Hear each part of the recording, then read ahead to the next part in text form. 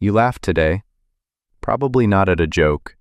You laughed because someone said something mildly stupid, or made a face, or tripped over absolutely nothing and then pretended it was on purpose.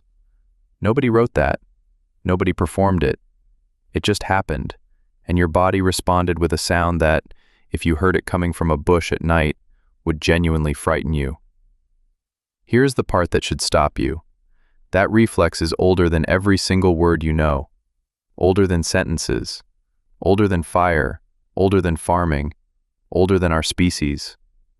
Long before a human being could say anything clever, a human being could already fall apart laughing. A psychologist named Robert Provine did something nobody had bothered to do. He followed people around in public and secretly recorded over 1,200 real laughs in the wild, not in a lab, not at a comedy show. Then he checked what each laugh was actually responding to. Only around 10 to 20% followed anything you could reasonably call a joke. The rest followed sentences like, "I have to go now," and "Where have you been?" We are not laughing at comedy. We have never mainly been laughing at comedy. So what were ancient humans actually laughing at, back when there were no jokes, no words, and no stand-up? The answer is stranger than any punchline, and every layer of it gets weirder than the one before. Let's go. Start with the thing that makes the whole story click into place. Laughter did not come from humor. Humor came later, and it was built on top of a much older machine. Watch the acoustics. A researcher named Marina de Villa-Ross recorded laughter from orangutans, gorillas, chimpanzees, bonobos, and human infants, all of them being tickled, and mapped the sounds against each other. The pattern lined up like a family tree. The further apart two species were on the evolutionary chart, the further apart their laughter sounded. Which means laughter is not a human invention at all. It is inherited property. Depending on where you draw the line, the sound you made this morning is somewhere between 10 and 16 million years old. It goes further down than apes. The neuroscientist Jaak Panksepp discovered that rats make rapid ultrasonic chirps when they play with each other, and when a human hand tickles them. The sound sits at 50 kilohertz, far above what your ears can pick up. So for the entire history of science, nobody noticed that the rats in the lab were, in a very real sense, giggling. They also chased the hand that tickled them and came back for more. Panksepp spent years arguing that this was joy, and got mocked for it, which is its own kind of joke. Two separate primate expressions eventually merged into what your face does now. The Dutch biologist Jan van Hoof traced them. One is the relaxed open mouth display, the play face, an open jaw with the teeth mostly covered, made during rough and tumble play. That one became laughter. The other is the silent bared teeth display, originally a nervous signal of appeasement, a way of saying, "Please do not hurt me." That one became the smile. Sit with that for a second.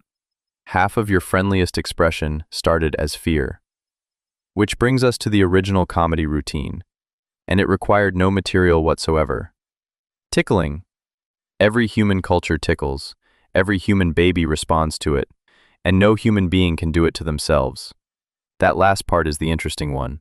A neuroscientist named Sarah Jane Blakemore ran experiments showing that when you move your own hand, your brain predicts the sensation and quietly turns down the response before it arrives. Your own touch is boring by design, because a brain that reacted to its own movements would be useless. Tickling only works when the touch is unpredictable and comes from someone else. It is a surprise machine that requires a second person. So the first comedy on Earth was two ancestors play fighting, one poking the other in the ribs, both making a panting, open-mouthed sound that said, "This is not a real fight. We are fine. Keep going." That is the entire origin of humor, a safety signal attached to a fake attack. Notice the shape of it, because that shape never changed. Something startles you, then it turns out to be harmless. Then you laugh. Peekaboo works on a 6-month-old for exactly this reason. A face vanishes, which is alarming, then reappears, which is a relief, and the baby loses its mind. Every joke you have ever heard is running that same routine with better production values. Setup builds a small expectation. Punchline breaks it. Your brain checks whether the break is dangerous. It is not. You laugh. A stand-up comedian with a sold-out arena is doing an extremely sophisticated version of hiding behind their hands. Human babies laugh at around 3 to 4 months old. They will not say a real word for another 8 months or so. In every single human life, laughing arrives long before talking, which is a small daily replay of what happened across evolution.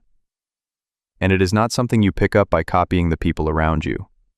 The ethologist Irenaeus Eibel Ibisfeld spent years filming children who were born both deaf and blind, children who had never seen a smile and never heard a laugh in their lives. They smiled anyway. They laughed anyway. Same muscles, same face, same situations as every other child on the planet.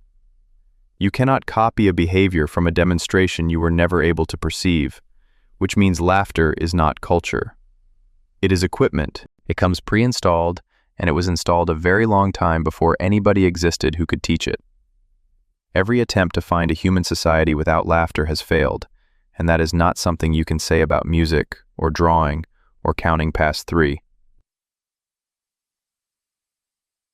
Okay, so we have established that ancient humans could laugh. The harder question is why it stuck around. Laughter is loud, it is exhausting, it doubles you over, and it makes it very hard to run away from anything. On paper, it looks like a terrible idea. The anthropologist Robin Dunbar has spent decades on this, and his answer is chemistry. He and his colleagues ran experiments where volunteers watched either comedy or dull, factual programming, and then measured how much discomfort they could tolerate afterward, usually with a pressure cuff or a freezing cold sleeve. The people who had been laughing hard could handle noticeably more. Laughter, done socially and done properly, triggers a release of endorphins, the same system involved in a runner's high. Now scale that up to a group standing around a fire.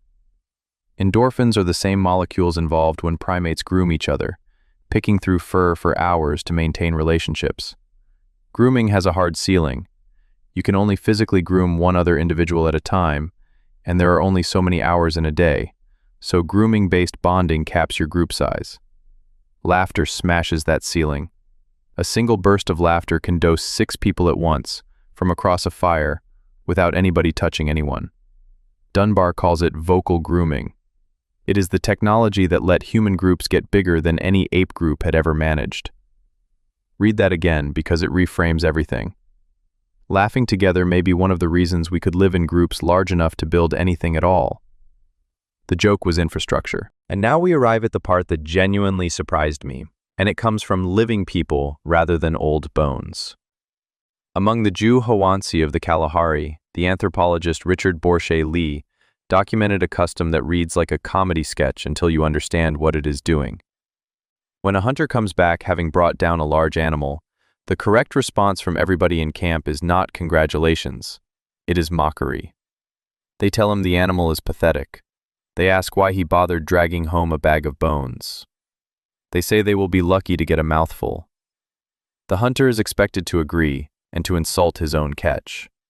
Lee once bought an enormous ox for a Christmas feast and got roasted for days about what a scrawny, worthless animal he had chosen, right up until everyone happily ate it. He eventually asked why. The answer he got was one of the cleanest pieces of social engineering ever explained out loud. When a young man brings home a lot of meat, he starts to think of himself as a big man and of everyone else as beneath him. So they cool his heart with mockery. They make the successful person the target, on purpose, every time, forever. The anthropologist Christopher Boehm collected this pattern across dozens of small-scale societies and gave it a name: reverse dominance hierarchy. In most primate groups, the strongest individual takes what he wants and everybody else deals with it. In human foraging bands, the group coordinates against anyone who tries that, and the first weapon they reach for is not force, it is ridicule.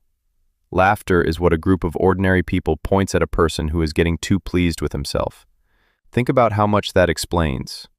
Why does the arrogant guy in every friend group get the most abuse? Why does a politician survive a scandal but never survive becoming a punchline? Why does every workplace have someone who is technically in charge and privately imitated in the break room? You are running a piece of software that has been keeping bullies in check since before anybody could write. Comedy is the oldest form of resistance, and it predates every parliament on Earth. There is a shadow side to this, and ancient humans would have felt it far more sharply than you do. If mockery is the tool a group uses to keep individuals in line, then being laughed at is not a small social scrape. It is the group informing you that you have stepped out of place. The psychologist Willibald Rook has studied the fear of being laughed at across more than 70 countries and found it everywhere he looked, sometimes intense enough to shape a person's entire life. He gave it a name, gelatophobia, and the people who carry it badly describe laughter in a room as something closer to a threat than a sound. That reaction looks irrational in a modern office. It looks completely rational in a band of 30 people where the group's opinion of you decides whether you eat well, who shares with you, and whether anyone stands beside you when things go wrong. Being the joke once was survivable. Being permanently the joke was not a position anyone could afford, which is precisely why the tool worked. So the ancient campfire was probably not a place where somebody stood up and did 5 minutes of tight material. It was a place where somebody imitated the way a rival walked, and 11 people fell over. That is worth holding on to, because it tells you what ancient humor was actually made of. Not wordplay, not clever structure, mimicry, physical mishaps, unexpected noises, and taking the powerful down a notch. Every one of those still works today, with no translation required. Show anyone on Earth a person confidently walking into a glass door, and you do not need a shared language. Before we get to the written record, there is one question worth asking, and it is the one this whole channel keeps circling back to. Did the other humans laugh? Nobody has recorded a Neanderthal, so this is inference rather than proof, but the inference is strong. Laughter runs through the entire ape family, which means it was already sitting in the lineage long before Neanderthals branched away from us. They had the same basic vocal hardware, including a hyoid bone almost identical to ours, the small floating bone in the throat that anchors controlled sound. They lived in tight groups. They looked after injured members for years, and looking after someone who cannot repay you is exactly the sort of bond that laughter evolved to maintain. So the picture is a Neanderthal group in a cold European rock shelter, one of them doing something clumsy with a piece of flint, and the rest of them making a noise you would recognize instantly across 100,000 years. Different species, same joke. Eventually, of course, we invented writing, and the very first thing we did with this miraculous new technology was record some absolutely terrible jokes. In 2008, a researcher named Paul MacDonald went hunting for the oldest recorded joke in human history. What he found sits on a Sumerian tablet, dated to around 1900 BC, and I want you to brace yourself, because 4,000 years of civilization have been building toward this. The joke is that something has never happened since time immemorial, and that something is a young woman breaking wind in her husband's lap. That is it. That is the oldest joke we have. 4 millennia ago, in the first civilization that figured out writing, in a society that invented irrigation and the wheel and the legal contract, somebody looked at this astonishing new ability to preserve thought forever and immediately used it for a fart joke. Humanity has never once been serious, not even at the beginning. The Egyptians were not much better. One of the oldest surviving Egyptian jokes from around 1600 BC is essentially a shaggy dog story about how to entertain a bored pharaoh, and the setup is longer than the payoff, which makes it the ancestor of every anecdote your uncle has ever told at a dinner table. Then the Greeks did something remarkable. They compiled an actual joke book.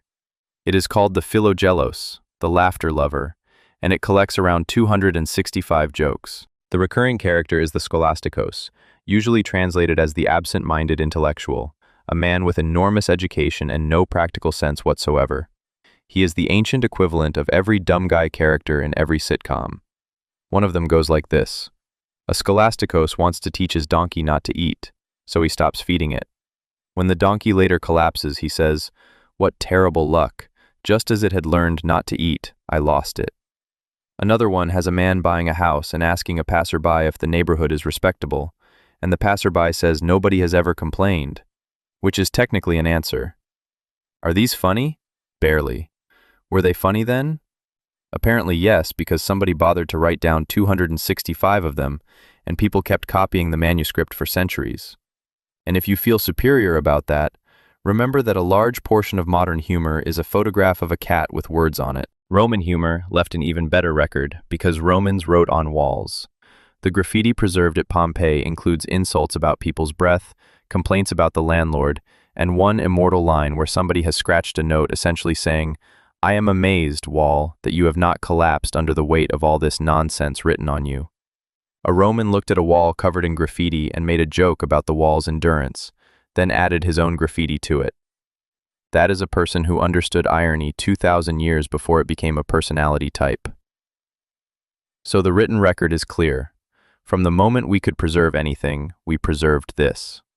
Which raises the obvious objection, and it is a fair one. Is any of this really about ancient humans, or is it just about civilizations with paper? Here is what makes me confident it goes deeper. Laughter is involuntary in a way almost nothing else is. You can fake a laugh, and everyone can tell. Provine found that people are strikingly bad at laughing on command, and even worse at stopping a real one. The genuine version is produced by a different pathway than the polite version, which is why a laugh at the wrong moment is so hard to strangle. A person trying not to laugh at a funeral is fighting a system that is millions of years old and does not care about context. A psychologist named Greg Bryant pushed this further, and the result is one of my favorite experiments in the whole field. He collected recordings of real spontaneous laughter alongside laughter that people had deliberately manufactured, then played them to listeners in 21 different societies scattered around the world, including small-scale communities with almost no exposure to Western media. Almost everyone, almost everywhere, could tell which was which at better than chance. Someone who had never watched a sitcom in their life could still hear the difference between a laugh that escaped and a laugh that was assembled. Bryant then ran a version that is genuinely hard to believe. He recorded pairs of people laughing together, some of them close friends, some of them strangers who had met minutes earlier.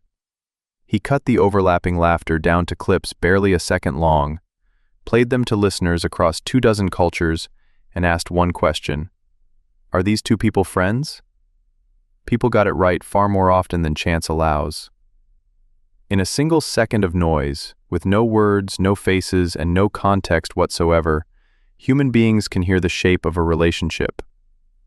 That system also spreads. Laughter is contagious, which is the entire reason the laugh track was invented, and the reason it worked on you for decades even though you knew exactly what it was. Hearing laughter activates the parts of your brain that prepare your own face to do the same thing. You are, at a neurological level, a machine for catching other people's laughter.